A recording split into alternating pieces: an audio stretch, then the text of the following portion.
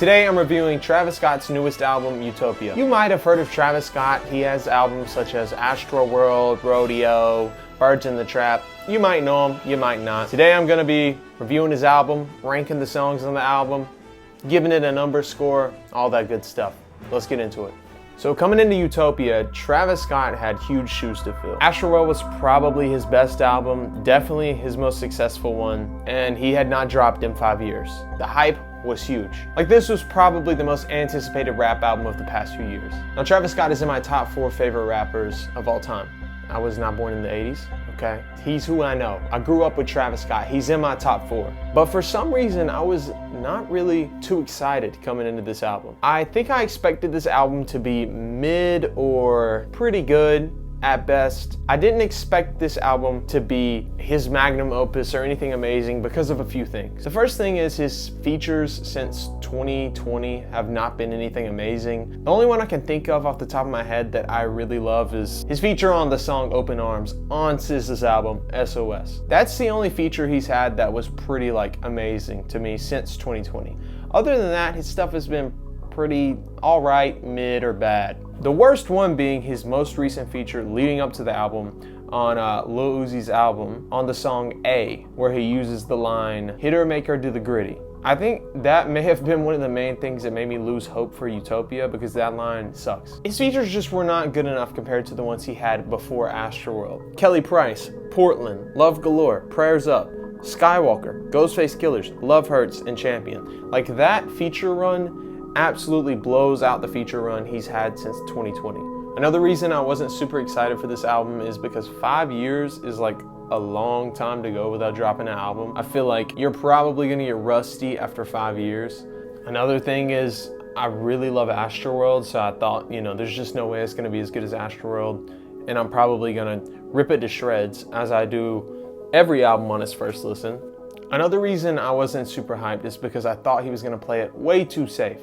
And that theory was kind of confirmed in my head when he dropped K-pop, which is a catchy song, but is definitely a pick-me song designed to get streams. So after I heard K-pop, I was kind of annoyed. I was like, this is definitely just gonna be some mid-rap album you hear in retail stores. But despite all that, I love Travis Scott. Of course, I'm gonna listen to the album at midnight like I always do with any album I care about. So I get in the car with my brother and a friend of mine at midnight, and we listen to the album. So the first song that comes on is Hyena, and I was pretty shocked. This weird alien beat comes on, and this weird sample. It's so weird and alienish, and then Travis Scott is just rapping so hard with no auto-tune. It's like this weird experimental type production that I feel like I've only heard on Kids See Ghosts. So I was pretty shocked. I was a little happy about this. I mean, no hook, no auto-tune. That's not Astroworld Travis Scott. So I was pretty hyped to see what was next after this. The next song is Thank God, which I think is produced by Kanye. I thought this song was really good. The production was really good. I liked the beginning, but I liked the second half way more. It was really hype. I was just surprised at this point. I was happy, and I really like Thank God. I think it's a good song. And the next song that comes on is Modern Jam. And this is probably the weirdest song on the entire album. When Modern Jam came on, I honestly thought that was gonna be the Drake feature, because I knew there was gonna be a Drake feature, and I was like, all right, this song name sounds like it's gonna be the banger of the album. Dude, I was wrong. This is the weirdest song on the entire album. I love it. Schizo Touchdown singing on it is so good. The rapping is so weird. I believe the beat is an early version of a beat for I Am a God off of Yeezus that Travis Scott and Daft Punk produced 10 years ago. So it's pretty cool to see him use that really old beat 10 years later. This song was just super weird, and I was really getting happy at this point. Not even because I loved the song that much, which I do love the song a lot. I'm just hyped that he's being weird, and this is not another Astroworld. So I was very pleased with this song. It kind of almost gives me it kind of reminds me of the song Thriller a little bit when Schizo Touchdown comes in. I really like that song. The next song that came on was My Eyes. I absolutely loved this song. I thought it was so good. I thought I heard Frank Ocean in the beginning. Everybody says it sounds like a Frank Ocean song. The first half of it was so good and catchy, and I really loved it. I thought it was beautiful.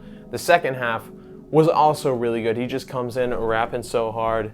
And also, I didn't even realize this until 2 minutes before I started recording, But he like addresses and talks about the whole, you know, Astroworld tragedy. It's one thing I really wanted him to address on this album, but I thought there's no way he's gonna talk about it on the album because I just thought he was gonna play it so safe. I really appreciated the fact that he didn't just try to, you know, slide it to the side and let's move forward. Like, he acknowledged this thing that happened that was horrible.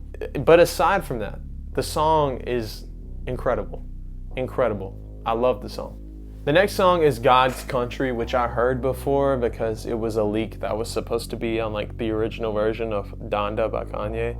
Yeah, I really like this song. I really like Travis Scott's delivery of the lines. They're very wild and weird, and the beat is awesome. The next song that comes on is Sirens, and I thought this song was so cool. It's so weird. Again, this song reminds me a lot of Kid See Ghost production. You know, it's kind of experimental, but not too much to where it's like, you know, overwhelmingly experimental. Like, it's got some new stuff you've never heard before, but it's integrated in a way that like it works and you're not like having to get used to that sound. I really like this song. I think this song, I haven't really heard anybody talking about this song. I think it's, you know, the album just came out, but this might be the most underrated song on the album. I really like the little, I don't know if it's a Pokemon sound effect that he spams, but whatever sound effect he spams and then it turns into the beat, that was insane.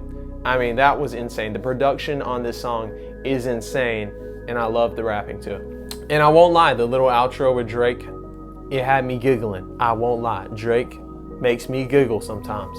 I won't lie. The next song that comes on is Meltdown, and I really enjoyed it. It's very much so a great banger. I will say, it's obvious you're gonna compare it to Sicko Mode. It's not as good as Sicko Mode. It's very good. And I will defend Sicko Mode. I don't care that it was a meme. When it came out, we all loved it. It was great. It's a great song. And this song is great too. So then we're in the car. The next song that comes on is Fiend. And I was enjoying this song. I mean, we were all in the car dancing. And I don't really think I realized, you know, who was saying Fiend. I don't know. I wasn't really thinking at this point. I was just having a good time listening to this song. Obviously, Cardi is the one who's singing Fiend. But when his verse comes on with a deep voice, and I heard the what ad-lib, the what? Oh my God, I think I blacked out. I think I had a heart attack. I mean, I was losing it when Cardi came on. So exciting to hear. The song is probably the most fun song on the album. Fiend is awesome. Fiend is amazing. I was losing it at this point of listening to the album. I was like so shocked by what I was hearing and how much I was enjoying everything I was hearing. The next song that came on was Del Resto Echoes. I don't know if I pronounced that right, but I really, really like this song. I was also like equally losing it when Beyonce came on, because probably not a lot of you know this, but I'm a huge Beyonce fan and I loved Renaissance. Like, Renaissance was one of my favorite albums last year, and this song just sounds like that album low-key, which is fine with me. I love that album. When you get to this point, you know Travis Scott is not playing it safe. There's no hooks on half of these songs. This song doesn't have a hook. It's got Beyonce on it. He could have so easily made a pick me song like K-pop with Beyonce, but he didn't. He made some weird, cool thing that I'll probably be listening to in 3 years from now and still appreciating it. The next song that comes on in the car at this point is I Know, which was so fun to listen to for the first time. It's still fun to listen to. I've probably listened to this album like 20 times by now, dude. Some of the songs I've listened to over 20 times. I've probably listened to the album 20 times. Before I did all this ranking stuff today, I re-listened to the album 4 times. I have heard this album so many times, and I still am equally having fun when I listen to I Know. This song kind of reminds me of 5% Tint off Astroworld. It's just kind of slow, and it hits hard, and it's catchy, and I want to listen to it in the car. It's memorable, it's fun. I mean, great stuff is happening on this album at this point. The next song that comes on is Utopia Twins. I really enjoyed this song. I will say this is probably the one song up until this point where I was like, okay, this is the Rap Caviar safe song. It's still a good Rap Caviar mass appeal song. At this point, I was just thankful that the whole album was not like this song. At this point, one song like this was fine with me. I had a fun time listening to it. This song probably will age the poorest definitely out of the songs up to this point, this and K-pop, because they're fun and they're catchy, but that's about all they got going for them. So I'm enjoying them right now while they're new. Don't think I'll be returning in a couple years though. The next song that comes on is Circus Maximus, which I definitely enjoyed. It's definitely got a lot of Black Skinhead off of Yeezus going on in the production. The Weeknd singing is cool. It's a good song, but I don't know, out of all of them, this is definitely on my lower. The next song is Paracel, which is beautiful. The aesthetics are crazy on this song. I mean, this song makes you feel like you're floating. It's a beautiful song. It teleports me to a beautiful state of mind. We're in the car, we're listening to this song for the first time. We're all vibing, okay? We have been teleported to another world. It kind of reminded me of the first time I heard Astro Thunder. The next song is Schizo, and when this came on, I was very much enjoying the entire song. Very cool, very weird. I think I need some more time with this song specifically to know how I truly feel about it, but cool song regardless. The I'm loyal, I got yay over Biden line definitely had us all cracking up in the car. I mean, that was a standout line for me. The next song is Lost Forever. When this came on, obviously, I had listened to the leak of this, or not the leak, I mean, he just would play it sometimes at like events. I mean, I'd listened to it a million times up until this point. He changed it a little bit from the original version he played like 2 years ago. I liked it all. I liked the change up. I think this song perfectly encapsulates what I think of when I think of Utopia.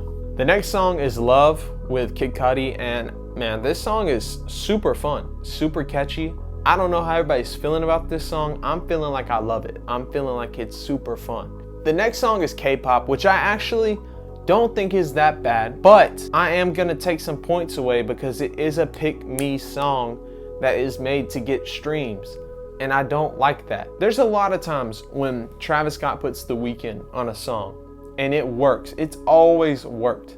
It has always worked, and it's always been super intentional, and he fits on that spot on the song. It's not just like, oh, we get The Weeknd on a song. It's like The Weeknd fits here on this song.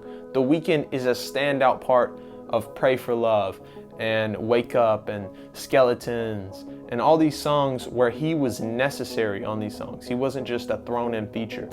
But having The Weeknd and Bad Bunny on this song definitely was strategic, okay? They're like two of the biggest artists in the world. It was kind of featurey. It was kind of like, oh, I got Bad Bunny and I got The Weeknd. Let me put them on a song together so it goes viral.